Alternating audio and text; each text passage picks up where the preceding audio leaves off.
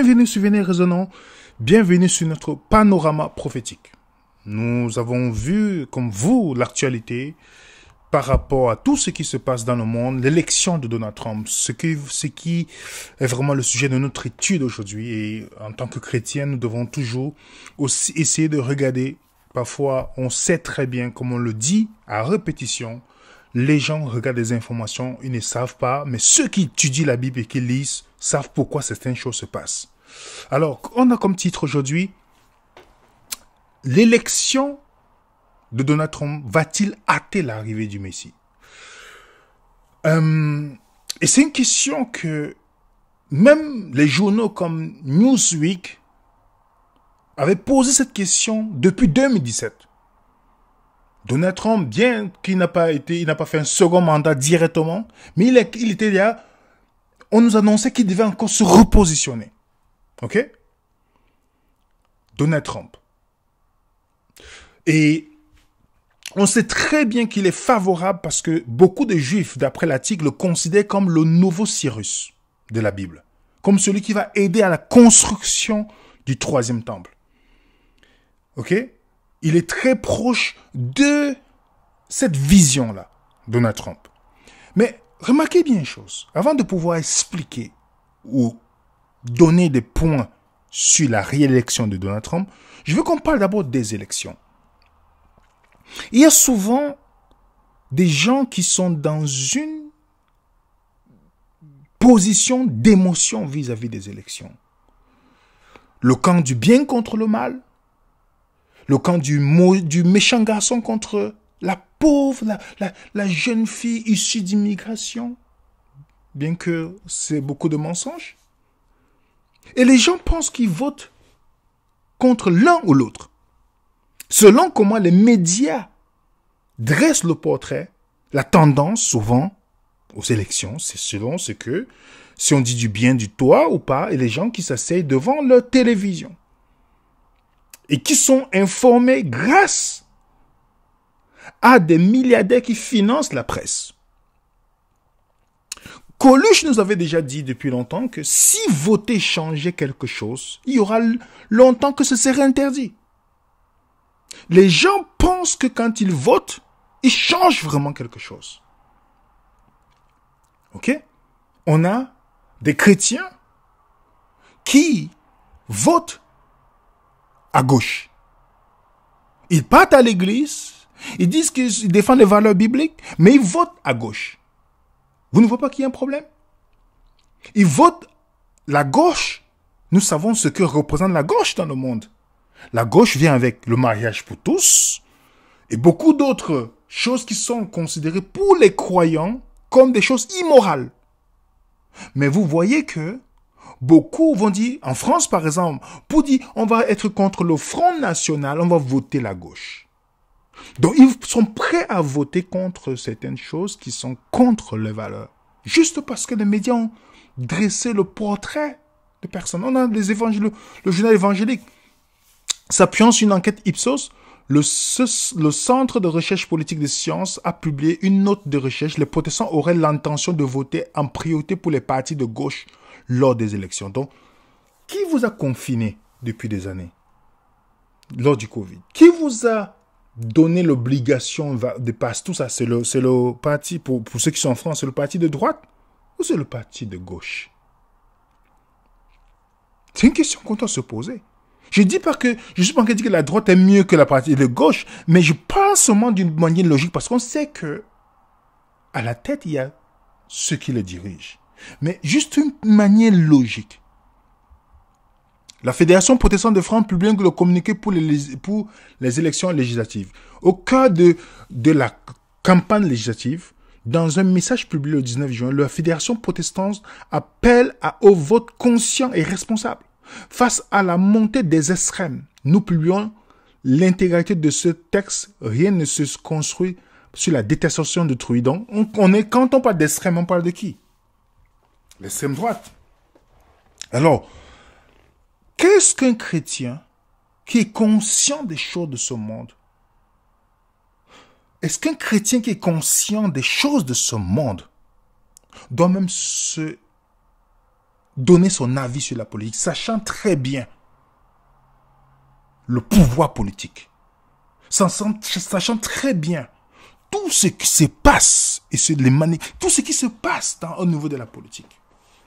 Dites-moi, si vous êtes vous-même conscient que sur droite, gauche, milieu, tout, vous pensez que le fait, vous avez un pouvoir de décision. Parce que ça prend beaucoup de naïveté pour penser cela. Vous avez par exemple des votes émotionnels. Par exemple, les immigrés votent de plus en gauche, à gauche. Ok?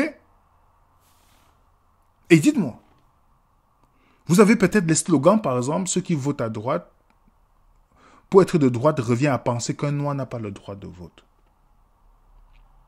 Vous avez par exemple les footballeurs qui disent non contre le rassemblement national. On a toutes ces choses émotionnelles. Et remarquez bien, en Martinique, un vote massif pour la gauche, héritage d'un ancrage historique.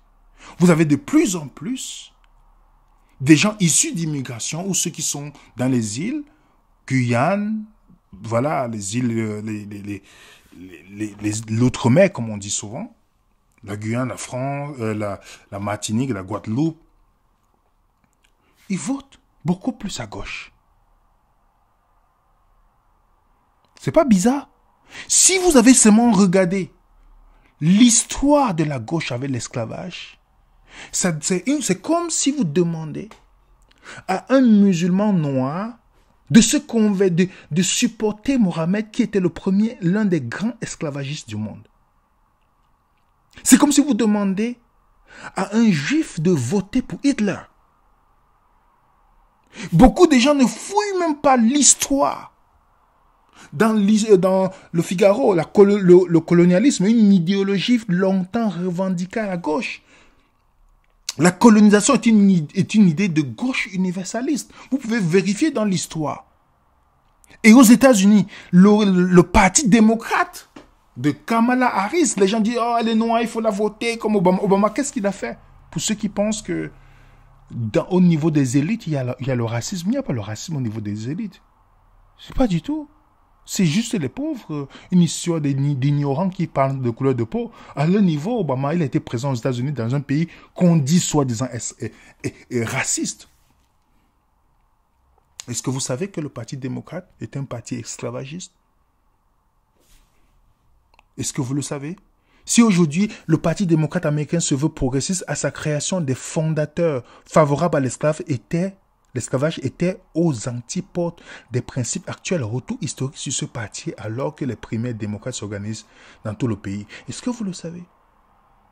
Est-ce que vous connaissez le passé de la gauche face au colonialisme? Est-ce que vous le savez? Non, les gens ne le savent pas. Vous avez même un leader panafricain qui s'allie avec la gauche espagnole. Quelle est l'histoire de la gauche espagnole? Quelle est son histoire? Vous avez beaucoup de chrétiens issus d'immigration qui vont vous dire « Non, moi j'ai voté Mélenchon ». Est-ce que vous savez que Mélenchon, malgré qu'il se met en disant que je n'ai rien contre ces personnes, je parle de leur mouvement, il faut bien faire la distinction. Ok? Dans le journal du dimanche, on dit islamophobie. Jean-Luc Mélenchon explique son ralliement au thème lié aux frères musulmans. Qui sont les frères musulmans? Pour ceux qui ne savent pas les frères musulmans, c'est ceux qui envoient les musulmans. C'est des gens qui sont considérés comme des partis terroristes. Ils poussent, mais ils ont une manière de fonctionner, c'est-à-dire d'infiltrer les pays en étant minorité et se plaindre tout le temps d'être persécutés jusqu'à atteindre la majorité. C'est pourquoi dans un pays comme en France, les musulmans, quand ils sont en minorité, ils vont pleurer tout le temps que non, les gens sont islamophobes. Mais ils attendent seulement être en majorité. Directement, vous allez voir, tout cela va cesser. Et beaucoup de musulmans passent le slogan islamophobie. Déjà, c'est un slogan qui est purement trompeur. La phobie veut dire la peur irrationnelle à quelque chose. Alors dites-moi, est-ce que moi, qui suis né d'une mère musulmane, j'aime les musulmans, mais je ne suis pas pour l'islam, à cause de l'histoire de l'esclavage, à cause du message de l'islam, à cause du prophète de l'islam qui a épousé une fille de 6 ans et qui l'a connue sexuellement à 9 ans. C'est daté. Qui voile les femmes, parce que les gens ne savent même pas l'origine du voile. C'était pour les esclaves. C'est la distinction entre les esclaves et les femmes libres. Est-ce que vous pensez que moi, je suis islamophobe? Pourtant, j'aime les musulmans, mais je ne peux jamais accepter l'islam. Ma peur n'est pas irrationnelle. Elle est fondée quand je lis la sourate 9, qui demande d'aller tuer les juifs et les chrétiens. Quand je lis de tuer ceux qui sont les mécréants. Je le lis. Ce n'est pas une peur irrationnelle, c'est une peur, je n'ai pas une peur irrationnelle. L'islamophobie, ça n'a pas, c'est un thème politique inventé par les frères musulmans et tout ça. Mais tout ça, c'est promu par la gauche. Montrez-moi un pays musulman où vous pouvez afficher votre christianisme avec tant d'assurance. Montrez-moi un pays où l'islam est la religion d'État. Vous montrez-moi un seul pays. Mais grâce à la politique de la gauche, ils peuvent venir en France et construire des mosquées, financées même par pas des gouvernements. Est-ce que vous comprenez? Mais beaucoup de gens vont voter. Et les chrétiens, moi je ne parle pas à tout le monde ici, je parle aux chrétiens. Donc quand vous voyez la politique,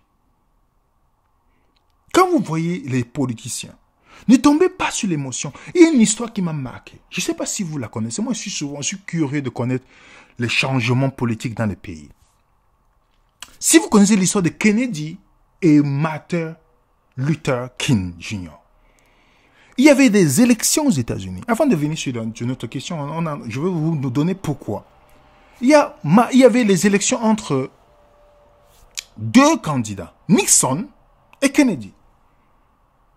Est-ce que vous savez que le père de Martin Luther King, qu'on appelle Martin Luther King Senior, que le père de Martin Luther King Jr., il était pour le parti républicain. Le parti, voilà, des républicains aux États-Unis. Donc, à droite. Il poussait à voter à droite. Donc, les Noirs votaient à droite et non à gauche. Alors, pour changer la chose lors des élections de Kennedy, puisque les élections étaient serrées, très serrées, à ce moment-là, il n'y avait pas encore le vote électronique qu'on peut truquer facilement aujourd'hui. Parce que vous savez, dans tous les pays, il y a toujours le trucage, que ce soit au Canada, en France, aux États-Unis, vous avez les anciens, avant ces élections, il y avait les élections, il y avait Joe Biden. Il y a beaucoup de trucages qui sont passés lors de ces élections. Bon, on sait très bien. Ok. Alors, vous pouvez lire même l'histoire, France Info en parle, où il y a eu un problème qui s'est passé. On a mis Martin Luther King en prison. Il a passé un coup de fil, je vous résume seulement l'histoire. Il a passé un coup de fil et puis voilà, l'arrangement politique. Directement, Martin Luther sort de prison grâce à qui? À Kennedy. À ce moment, Martin Luther dit il soutient Kennedy. À ce moment, beaucoup de Noirs ont commencé à voter à gauche. Vous comprenez? À gauche. Donc, à gauche qui était un parti esclavagiste. Mais ils votent à gauche. On les met à Obama, on les met à Harris, toutes ces choses. Ils votent à gauche. Voilà le père de Martin Luther King Jr., qui était de parti de droite. Mais, finalement, qui appelle à voter à gauche. Donc, il y a beaucoup, quand vous parlez avec certains non-américains, qui sont ignorants de leur histoire. Ils votent pour le parti qui était pour la promotion de l'esclavage.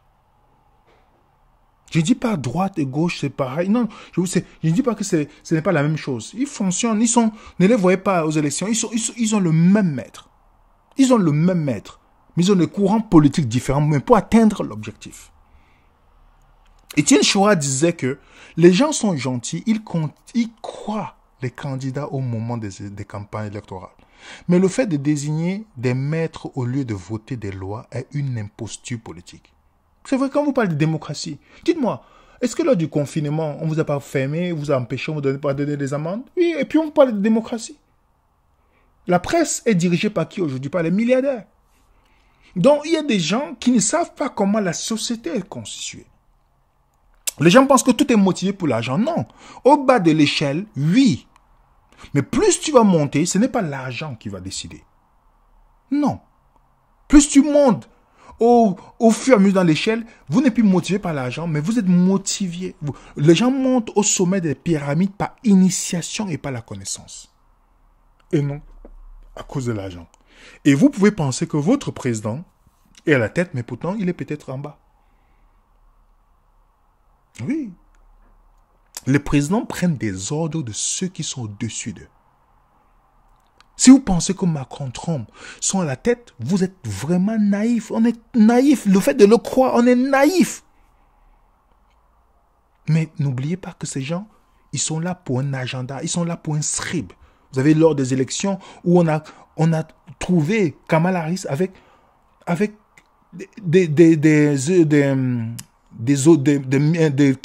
un micro au niveau des oreilles pour recevoir les instructions. Et ça fait le tour des journaux.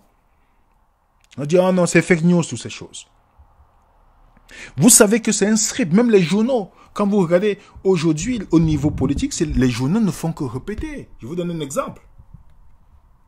Hi, I'm Fox San Antonio's Jessica Headley. And I'm Ryan Wolf. Our greatest responsibility is to serve our Treasure Valley communities, the El Paso, Las Cruces communities, Eastern Iowa communities, Mid-Michigan communities. We are extremely proud of the quality, balanced journalism that CBS 4 News produces. But we are concerned about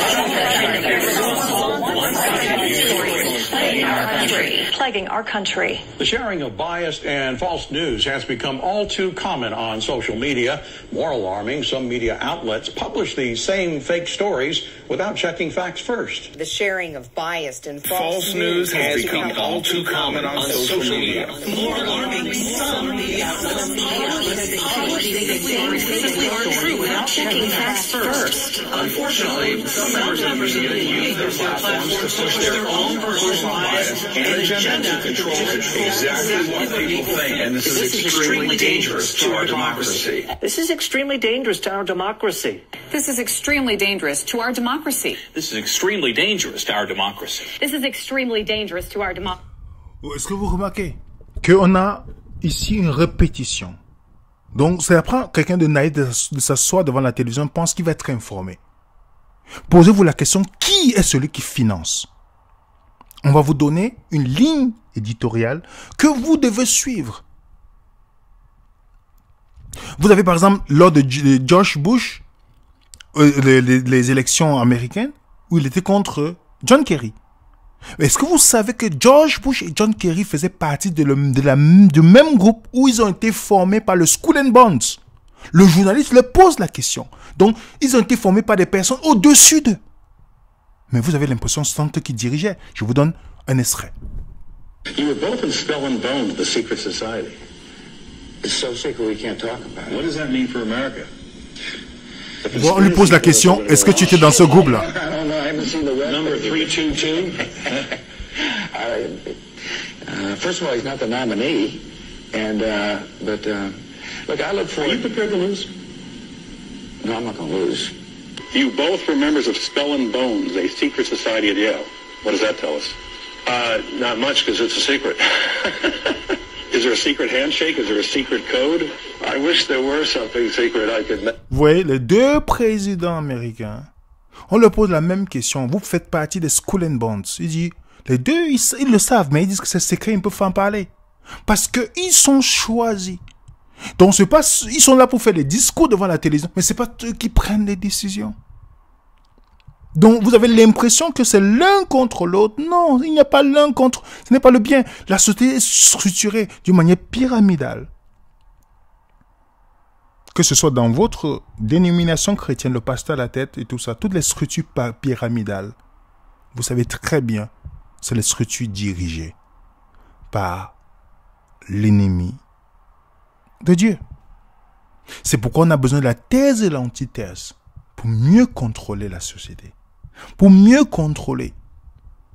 Donc, Vous allez voir tous les trucs, Club de Rome, Illuminati, francs-maçons, New Age, banques, les églises, les dénominations.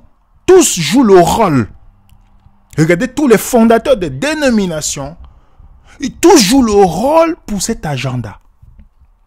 Vous allez dire, ah, le Vatican, d'autres vont se focaliser sur le Vatican, d'autres sur le Jésus, d'autres sur les francs-maçons, mais ils oublient qui est à la tête. Donc, comme je vous dis, en politique, que ce soit en divertissement, on choisit ceux qui vont aller tous dans l'agenda. Je vais vous donner encore un autre exemple de vidéo. Juste pour, avant de répondre, est-ce que Trump, je veux seulement comme nous puissions sortir de la sphère émotionnelle. Oh, tel candidat contre tel candidat. Nous, chrétiens, on n'est pas à ce niveau-là. Laissons pour ceux qui ne sont pas conscients encore de ce qui se passe hors des caméras ou ce qui est le combat spirituel. Donc, nous n'avons pas à combattre des armes à utiliser les armes du monde pour un combat spirituel. Impossible. C'est pourquoi un chrétien à l'heure actuelle qui se met en politique, c'est une perte de temps. C'est une perte de temps. Soit il est naïf de croire qu'il va changer quelque chose quand il oublie le prince de ce monde. Regardez par exemple ce que Jacques Attali nous disait déjà par rapport à Macron. Macron n'était pas encore élu. Écoutez bien. Emmanuel est un ami très proche. Je suis très fier d'avoir été à l'origine de sa carrière. Et c'est un homme très intéressant. Et je suis convaincu qu'il sera un jour président de la République. Vous comprenez, il annonçait ça. Pour ceux qui connaissent cette vidéo, c'est depuis avant qu'il ne soit élu. Il le disait même ici. Donc c'est vrai que je suis très très proche d'Emmanuel. C'est un garçon très brillant. J'ai eu le privilège dans ma vie d'être en situation de mettre le pied à l'étrier à pas mal de jeunes. Je crois qu'Emmanuel Macron a tout à fait le talent pour être un présidentiable un jour. Vous comprenez? Donc, il le savait. On ne parle d'ici avant les élections. Il le savait déjà. Macron n'avait pas de parti politique. Voici Alain Minck, conseiller des Rothschild. Voilà ce qu'il dit. Alain Minck murmure à l'oreille des grands patrons et des politiques.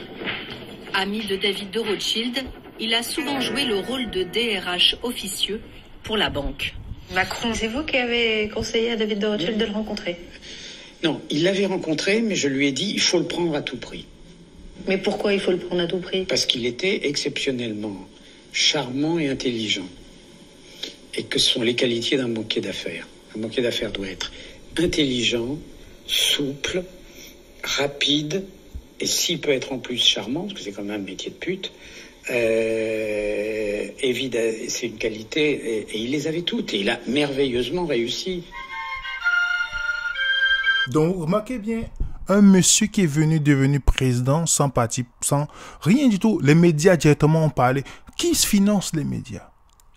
Il était en boucle comme le Messie qui devait sauver la France. Mais Macron n'est pas là pour servir la France. Il est venu pour servir ceux qui l'ont mis là. Il est en mission. Lui-même il le dit. Je crois jamais avoir eu le sentiment que je faisais une carrière. Et depuis que je suis rentré dans le champ politique, je vis ça comme une mission. Il y a une dimension de spiritualité. Il y en a une. Et en tout cas, la conviction qu'il existe une transcendance, oui. Quelque chose qui dépasse. Qui vous dépasse. Qui vous a précédé et qui restera. Quelqu'un qui a mission. Donc, il était déjà choisi depuis longtemps. Et on connaît déjà son successeur. Jacques Attali le dit. Je crois que je connais celle qui viendra après lui. Vous comprenez? Suivez la vidéo. Vous tapez seulement Jacques Attali, prédiction. Vous allez voir. Donc, quand vous regardez de plus près, vous avez l'impression que vous participez à un jeu, à la politique. Mais écoutez, les dés sont pipés d'avance. Donc, inutile de vous déchirer, telle personne est pour telle ou telle. Non. Eux, c'est des copains, comme Coluche disait. C'est des copains. Ils se voient le soir, ils prennent le café ensemble, ils discutent, ils échangent. Mais devant les caméras, on pense qu'ils sont ennemis. Non, vous savez combien, le fait d'être d'abord, combien de députés, vous savez les retraites qu'ils ont. C'est le bas peuple qui souffre. Vous savez les retraites, les accumulations de postes qu'ils ont. Tout ce qu'on leur donne comme des frères. Ils ne seront jamais pauvres. Donc, ils viennent là pour représenter le peuple. Mais dites-moi, beaucoup ne connaissent même pas le prix d'une baguette de pain.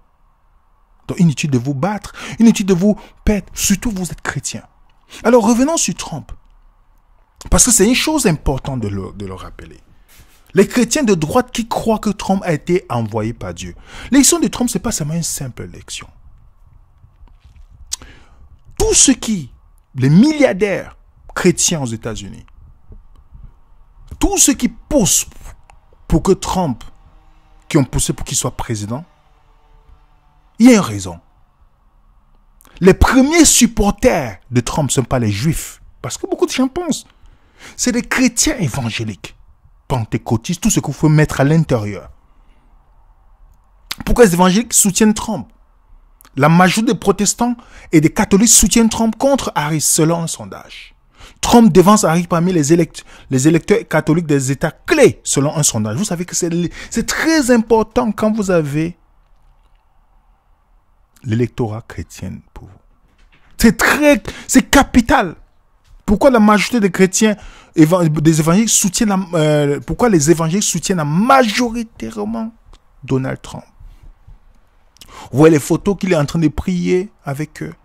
Pourtant, Trump, il ne reflète pas l'Américain chrétien par excellence. Il a divorcé 3 fois. Il a beaucoup de scandales avec les femmes. Il ne représente pas cela. Mais malgré cela, les chrétiens voient en lui un homme choisi par Dieu. Comment, depuis, les chrétiens évangéliques s'organisaient pour que Trump devienne président. Les évangéliques américains alliés à l'extrême droite israélienne. Dans le journal Le Devoir, un journal québécois, David Cohen, voilà ce qu'il dit. Les plus grands alliés du gouvernement Netanyahou aux États-Unis n'est pas la communauté juive, comme beaucoup le pensent, mais la communauté chrétienne évangélique. De plus, il commence à y avoir des fissures dans les soutiens des juifs américains au gouvernement de droite israélien. Même si la communauté juive américaine demeure totalement solidaire de l'État d'Israël.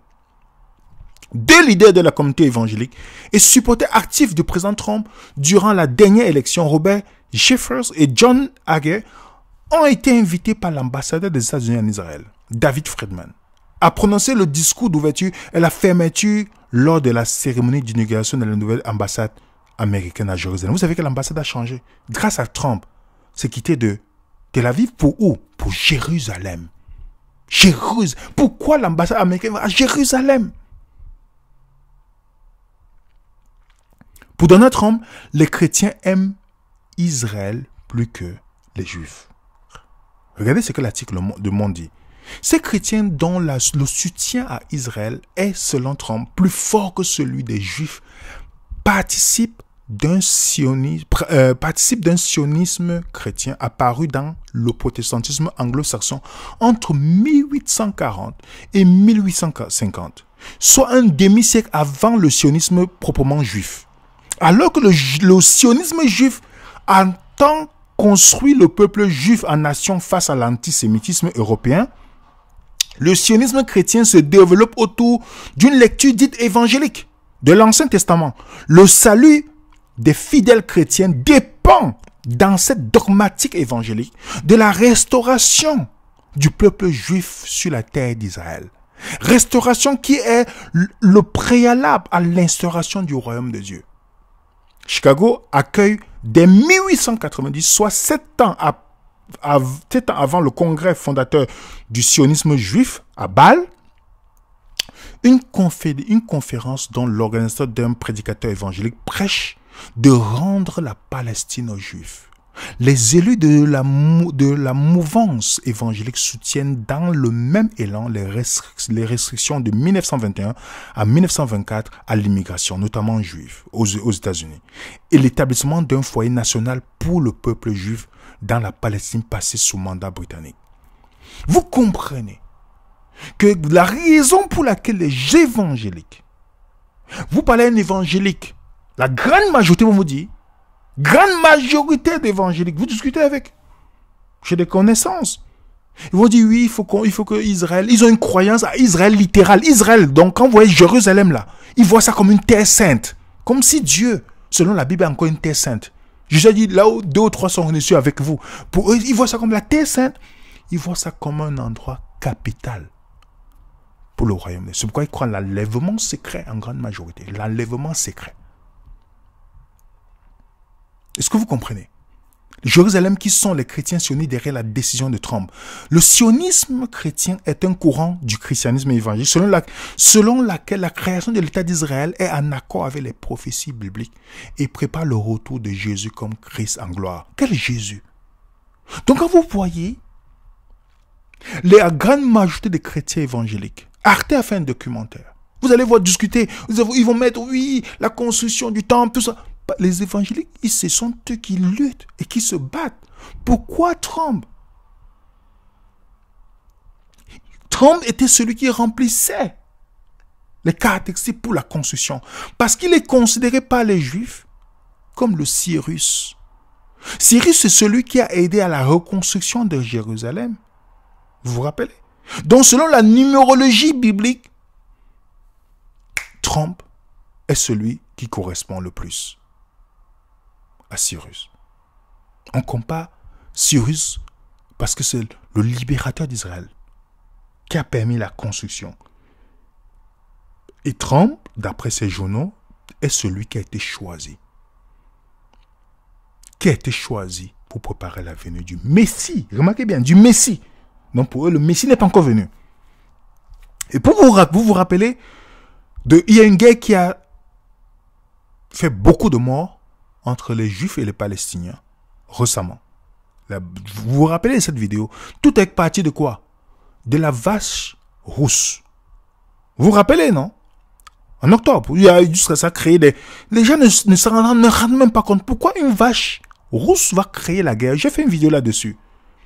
On dit, en Israël, 5 vaches responsables d'un possible regain de tension entre Juifs et musulmans. Vous vous rappelez de cette vidéo? Elle est encore disponible sur notre chaîne YouTube, Panorama prophétique, où j'expliquais que la vache rousse est ce qui va permettre à la mise en place du 3e temple. Et d'autres appellent ça la guerre, ça va provoquer la guerre d'Armageddon. Ça, c'est une chaîne américaine qui le dit. Could a Texas cow start Armageddon in the Middle East in April 2024? Vous comprenez? Et une autre chaîne américaine, CBS. The conflict in Gaza now entering its 6th month.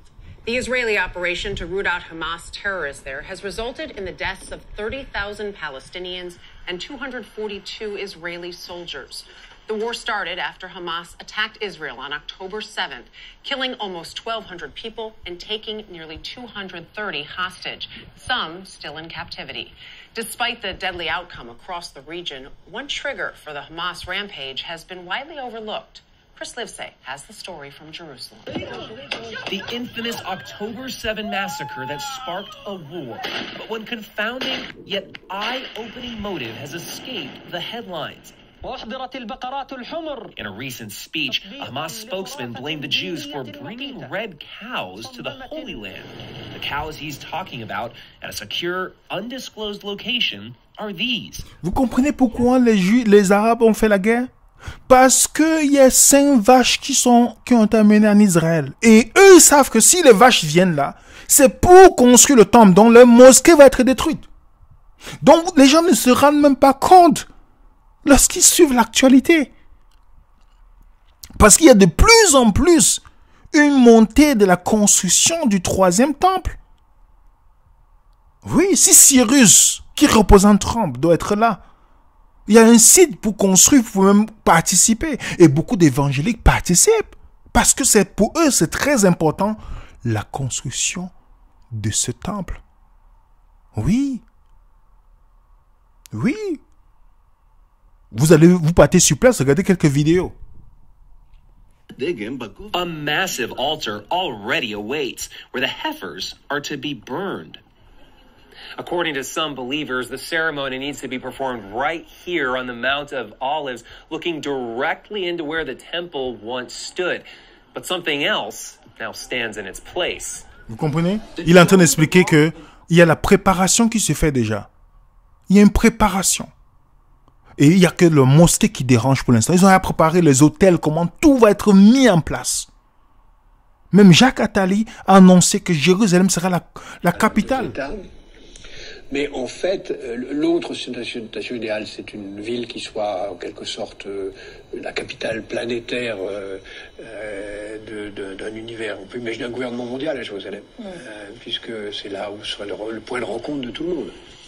Mais ce qui est aussi le plus vraisemblable, c'est en même temps, est-ce qu'on n'est pas en train de détruire l'influence palestinienne en modifiant cet équilibre géographique? Oui, bien sûr. Bien sûr.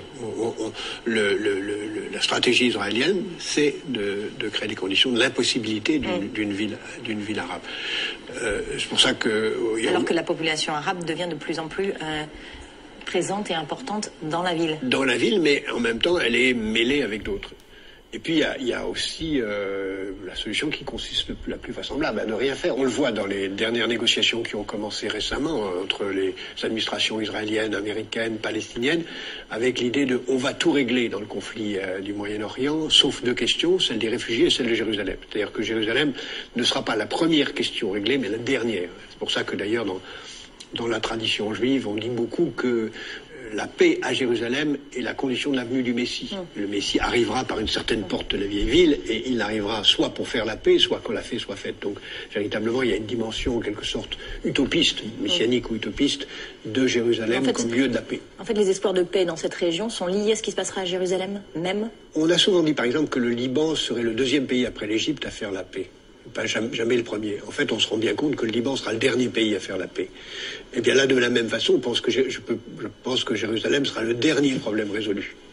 Parce que personne n'a intérêt à céder, ni les Palestiniens qui ne reconnaîtront pas l'indivisibilité israélienne, ni les Israéliens qui n'accepteront pas. Donc je pense que le statu quo est le plus vraisemblable, même si on peut imaginer, rêver d'un Jérusalem devenant capitale de la planète, qui sera un jour unifié autour d'un gouvernement mondial. C'est un joli lieu pour un gouvernement mondial.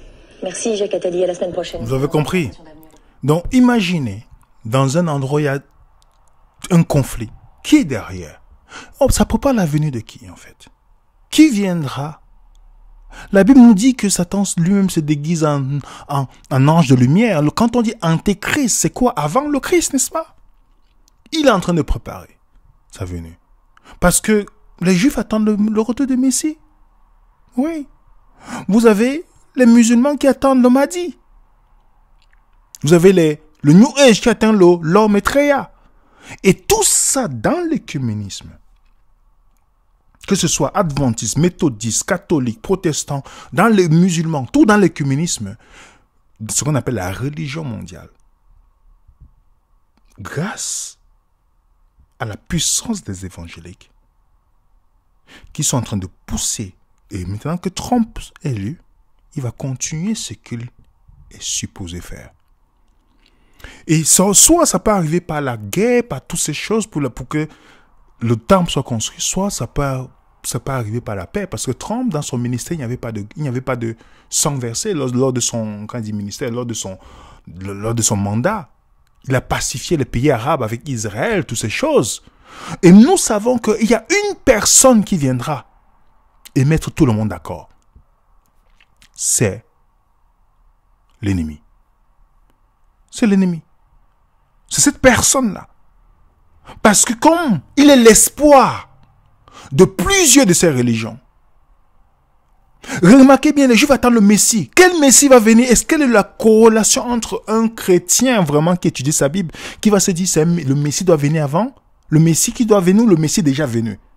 Mais les évangéliques soutiennent la construction parce qu'ils croient à une vision littérale de la prophétie.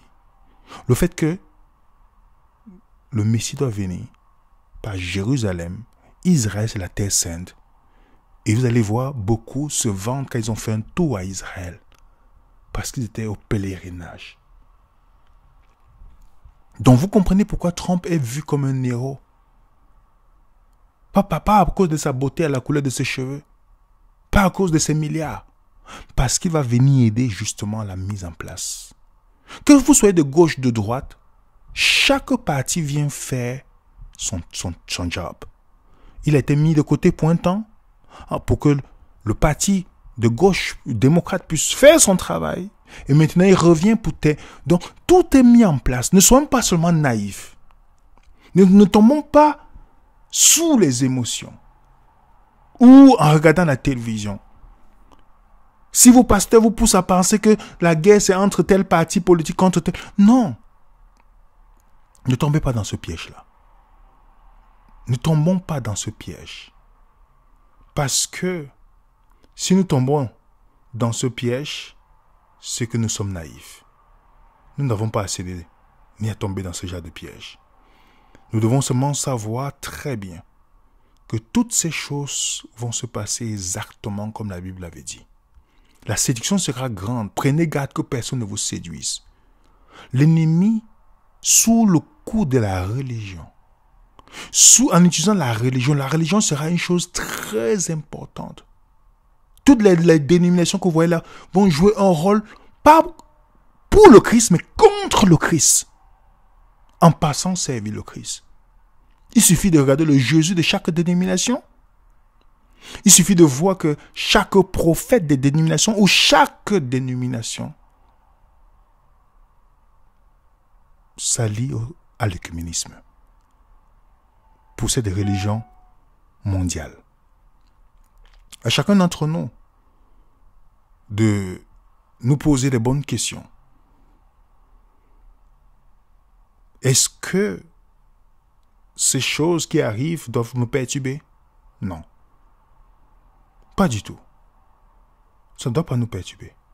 Ça doit plutôt nous pousser à comprendre que les choses sont en train d'arriver. Mais le problème, c'est que nous devons prier.